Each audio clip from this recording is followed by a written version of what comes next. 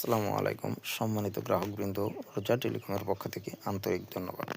আজকে আমরা দেখব কিভাবে রোজা টেলিকমে নতুন অ্যাকাউন্ট খুলতে হয়। তার জন্য চলে যাব স্ক্রিনে গুগল প্লে স্টোরে আসার পর সার্চ আইকনে ক্লিক করব।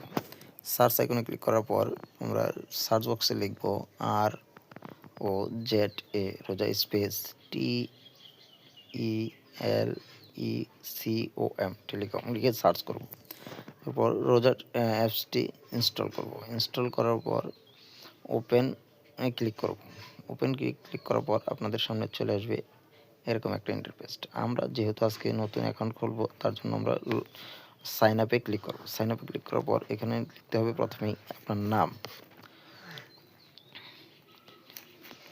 তারপর আপনি যেই নাম্বার দিয়ে অ্যাকাউন্ট খুলবেন সেই নাম্বারটি, তারপর ইমেল আইডি যদি থাকে তো দিবেন, না থাকলে নাই।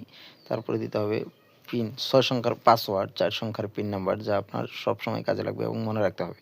তারপর দিতে হবে ডিভিশন, মানে আপনি কোন বিভাগে, আমার ঢাকা বিভাগ, আমি ঢাকা দিয়েছি, আপনারটা আপনার দিবেন। তারপরে জেলা, তারপর থানা, এখানে দিবেন গ্রাম, আপনার গ্রামের নাম। তারপর যদি হাউস নাম্বার থাকে তো দিবেন, না থাকলে ইংলিশে লিখবেন SAME সেম। তারপরে সাইন আপে ক্লিক করবেন।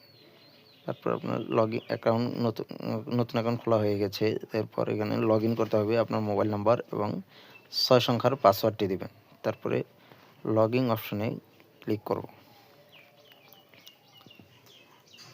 লগ ইন অপশনে ক্লিক করার পর আপনার অ্যাকাউন্টটি লগ ইন, এখানে দেবেন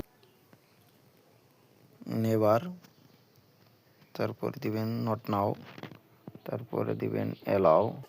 অ্যাকাউন্টটি লগ ইন হয়ে গেছে। আমরা রোজা টেলিকমের পক্ষ থেকে দিচ্ছি অ্যাড ব্যালেন্স, নগদ, রকেট, বিকাশের মাধ্যমে করলে 1025 টাকা কমিশন এবং ব্যাঙ্ক অ্যাকাউন্টের মাধ্যমে অ্যাড ব্যালেন্স করলে দিচ্ছি 1030 টাকা কমিশন। রোজা টেলিকম অ্যাপ নিজে ব্যবহার করুন এবং অন্যকে ব্যবহার করতে উৎসাহিত করুন।